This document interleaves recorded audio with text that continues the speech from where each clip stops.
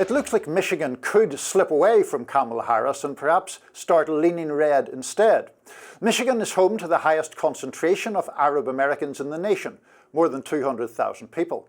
And among that community, anger about the plight of Gaza and Lebanon runs deep. Recent polling conducted by Arab News and YouGov found Donald Trump is leading Kamala Harris by 45 to 43% among Arab American voters nationwide.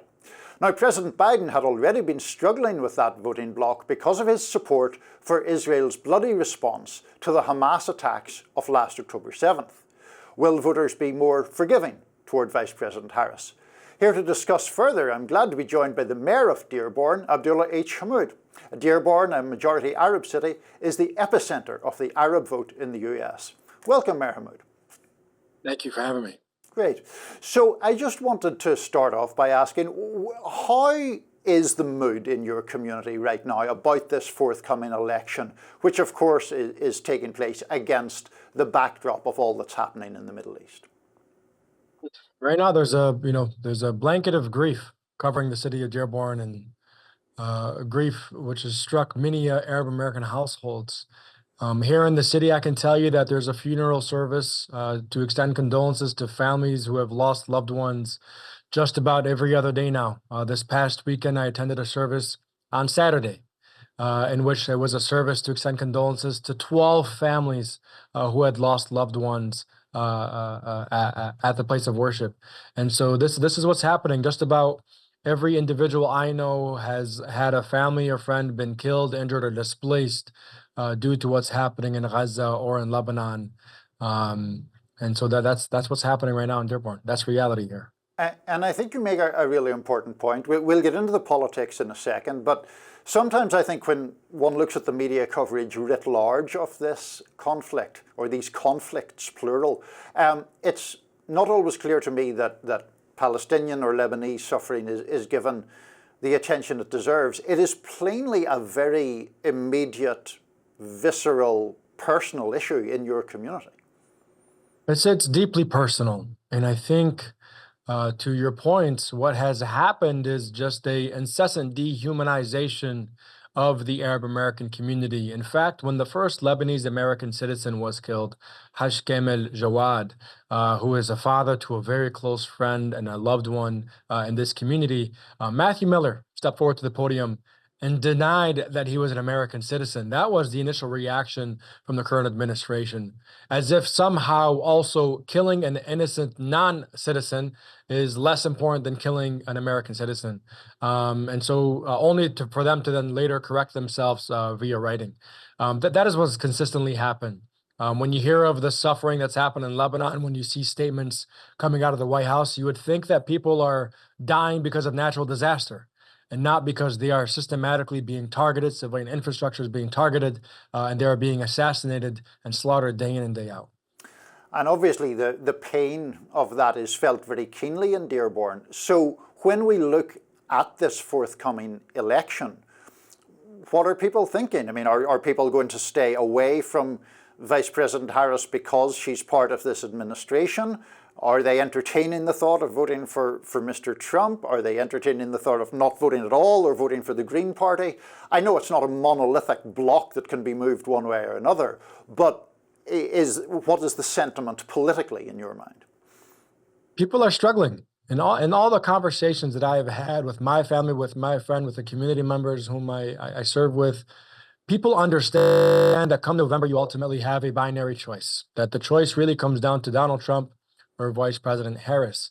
However, people also want to walk into a polling location and vote with their morals and their values at the forefront. And for many, for the last several months, for up to a year now, we have been calling on President Biden to course correct on the issue of Gaza and now Lebanon. And we have been asking, since Vice President Harris has become the nominee for the Democratic National Party, for her to demonstrate that she would chart a new course. We have seen tougher rhetoric early on. We saw more of a humanizing of Palestinians and the suffering that has happened. But what we have not seen is policy put to paper that would demonstrate that she would chart a different course. And that's what people want to do. So as I have conversations, I'm hearing many things because the community is on a monolith. There are individuals who undoubtedly are voting for Vice President Harris. There are individuals who are pursuing a third-party candidate, but the largest voting bloc, based on what the conversations that I've had, are people who are struggling with voting for any presidential candidate altogether because they feel like their morals and their values are not present in any of the primetime candidates that we have today. And what they're rather going to do is exert and focus their energy on the down ballot races on the ballot. And that would be, I mean, you are, we should say, a Democrat. So, you know, presumably this is a difficult issue for you, given that it is one that is afflicting your party in a lot of ways. How worried are you, not just in terms of Dearborn, but in terms of the state of Michigan, as to what the outcome will be in this election? You know, I am looking at the same polling that all the political pundits across the globe are looking at, in which all the battleground states are basically neck and neck. But what I would say to this is that you talked about in my afflicting pain to my party. The party, our current government is afflicting pain to millions of innocent lives today, and that is what we need to change. And it's our belief that the presidential candidates of both major parties need to change their policy position on the issue of Israel and Palestine, not because the Dearborn residents are demanding it and we happen to be in a swing state, because if you look at all major polling for individuals who identify as Democrats, Independents, Republicans, the issues that we have been advocating for are issues that everyday Americans align with. The need for a ceasefire today and now, the need for an arms embargo, the need to release all hostages and prisoners, the understanding that we should distance ourselves as a government from a war criminal like Benjamin Netanyahu. These are issues that are popular amongst Americans. And so while the center of America has moved on this issue, what we have not seen is the center of the two political parties move with the current leadership that they have today. Have you reached out, or are you in contact with either Vice President Harris's campaign, or for that matter, former President Trump's?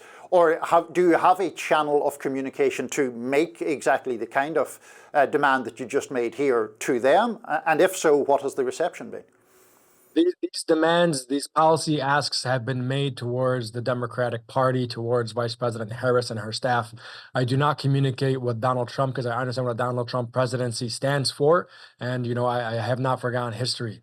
Unfortunately, you know, whether it's responding specifically back to me, or if we just look to the rhetoric along the campaign trail, we have not seen a change of course. In fact, when Vice President Harris is asked in an interview what she would do differently than President Biden, she often gives a non-answer and saying that she would not change a thing. When asked if she would support an arms embargo, she's been very clear that she would not support an arms embargo. And so we have seen a reluctance thus far. And an unwillingness to depart the current course on what has led us towards this genocide, this broader regional conflict, and what seems to be entering a broader world war.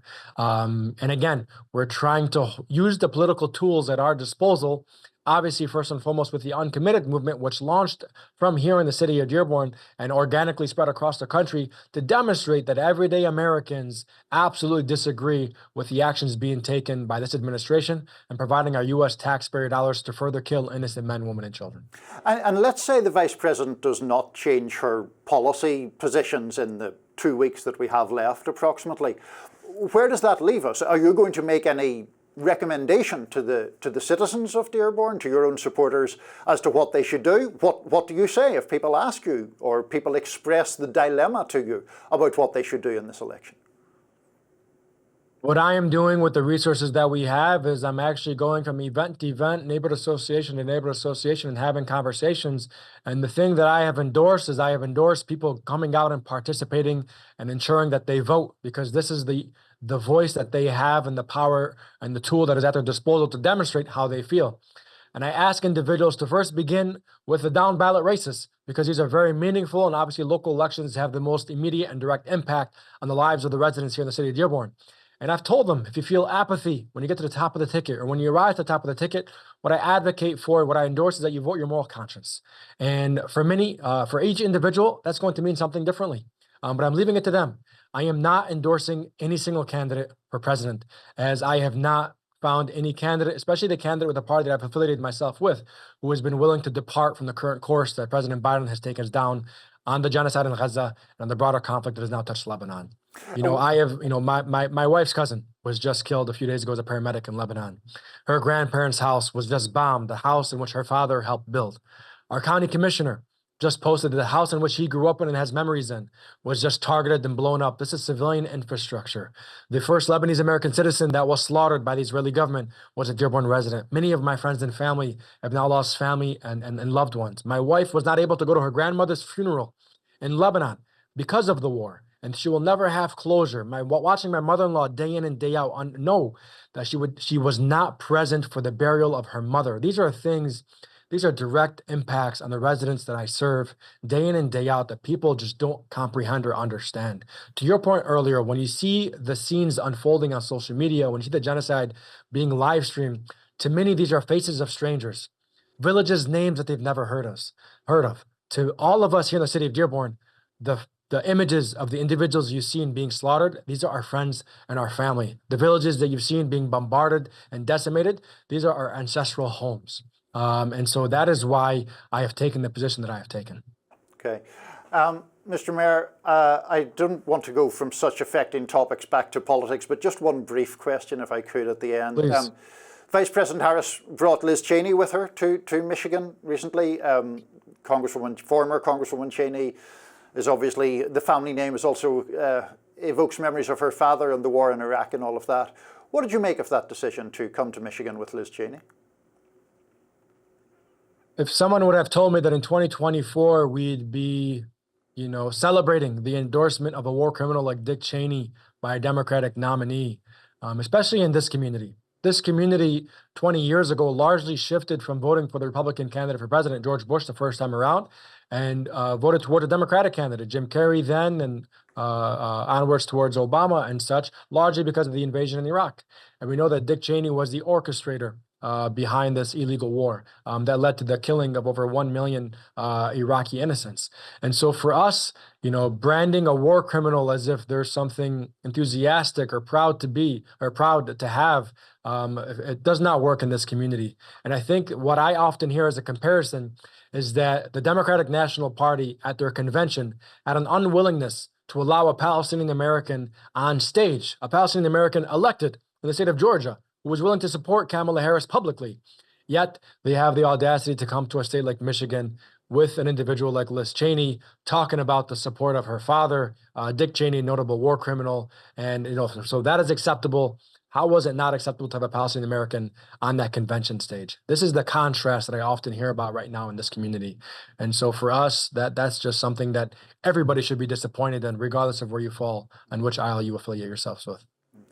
Mayor Abdullah Hammoud, Mayor of Dearborn, thank you for taking the time to talk with us. I want to express sympathy to the pain that your community is going through, but it's been a very interesting conversation, so thank you for your time. Thank you so much for having me.